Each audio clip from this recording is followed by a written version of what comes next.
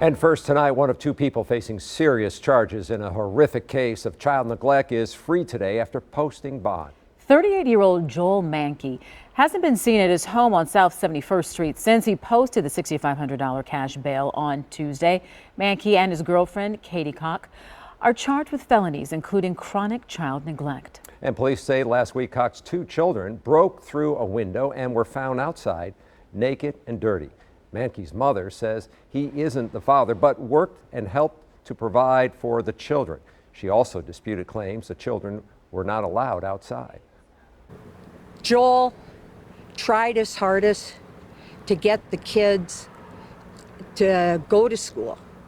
And what more can you do when you're not the dad?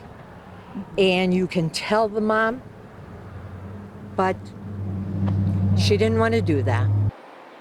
Manke's mother also says that when police got involved, the children stayed with her for a few days, but she struggled to physically keep up with them due to their special needs, so they were returned to a social worker.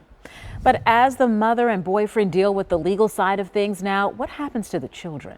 Rebecca Clough goes in depth with a trauma specialist about what steps are needed for recovery.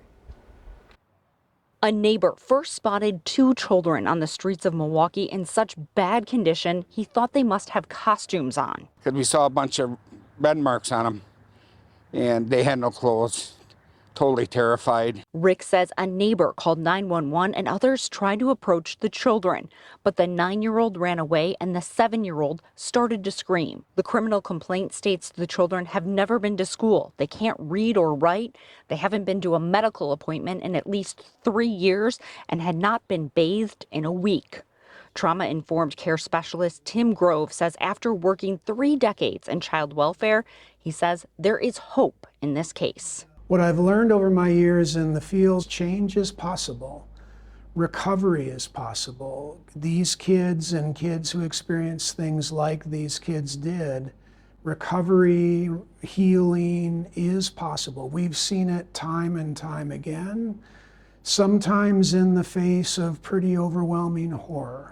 He could not talk specifically about this case, but says the state intervenes now to find children the proper care. However, he cautions recovery comes not just from the right caregivers and therapists, but also having an entire network in the community who supports these children. Kids start to learn that if the world is going to be unsafe, and I need to sort of keep those fear systems alive in my brain and body, they just turn those systems on all the time. And part of what happens when they're removed from that situation where those systems have to be on is they struggle a little bit to figure out, wait a minute, do I need to have them on again or can I shut them off? He says oftentimes those children are labeled with behavior issues instead of the mental health issues they're facing. According to the Wisconsin Office of Children's Mental Health, 1 in 5 children are living with 2 or more adverse childhood experiences.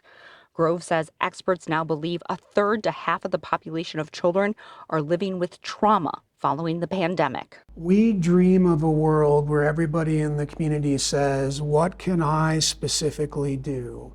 Maybe not to address what happened with these kids. They may never interact with them, but I promise you there are many, many other kids with similar experiences and stories that they do interact with. Grove says besides getting trauma-informed care training, the most simple step anyone can take is if you see a child acting out or acting differently in the community, look that child in the eyes and have a look of compassion and understanding. He says that simple step can begin to make a child feel safe. Reporting in Milwaukee, Rebecca Clough, TMJ4 News. All right, Rebecca, thanks.